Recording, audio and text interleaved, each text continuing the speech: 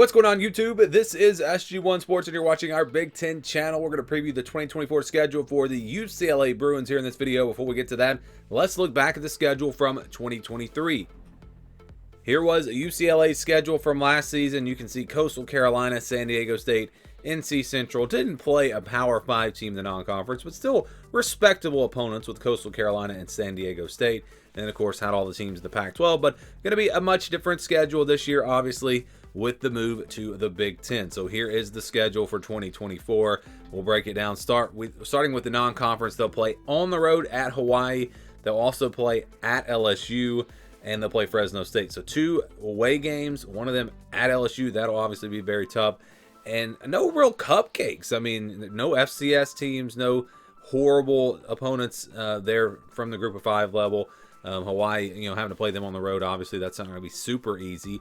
But you look at the home games, we'll start with, of course, Fresno State in the non-conference. Then we've got 5 home games in the Big Ten: Indiana, Oregon, Minnesota, Iowa, and USC. All of those will be pretty tough games, I think, for UCLA. I think Indiana is going to be a lot better this year. I think Minnesota may be improved. Iowa, we know about that defense. Oregon, USC.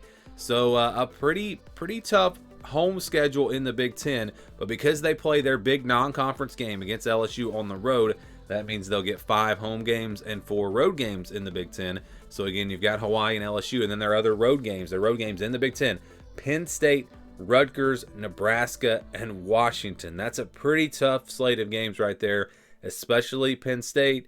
Washington could be tough. Of course, there's going to be a lot of roster turnover there. I don't know really how good Washington's going to be.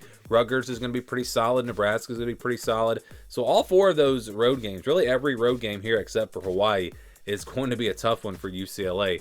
So let's go week by week. We'll start with that first game at Hawaii, August 31st. Then they get a bye week, so they get a very early bye week. There are a couple of strange things with this schedule. First of all, getting a bye week in week 2, which is understandable because they do go all the way to Hawaii.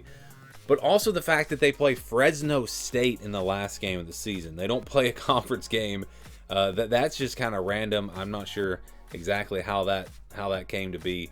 But yeah, they play Fresno State at the end of the season, and they'll start with Hawaii. So again, a bye week after Hawaii, then they'll open up with their first Big Ten conference opponent. That's going to be against Indiana on September the 14th.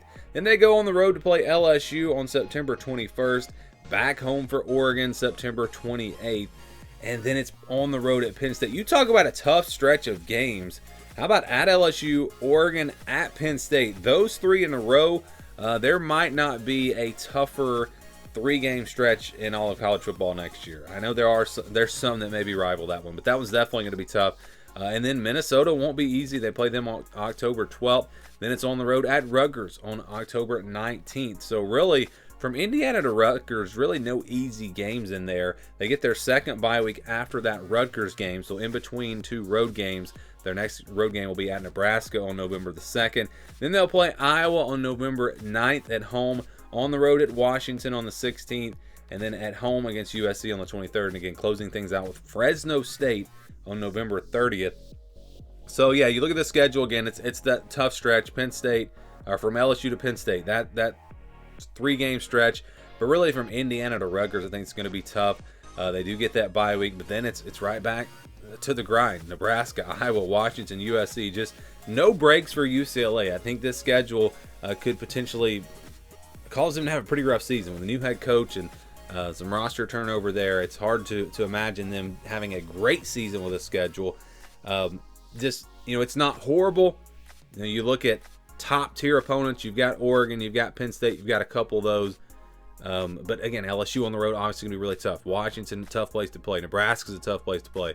So all in all, yeah, this is a pretty tough schedule for UCLA in 2024.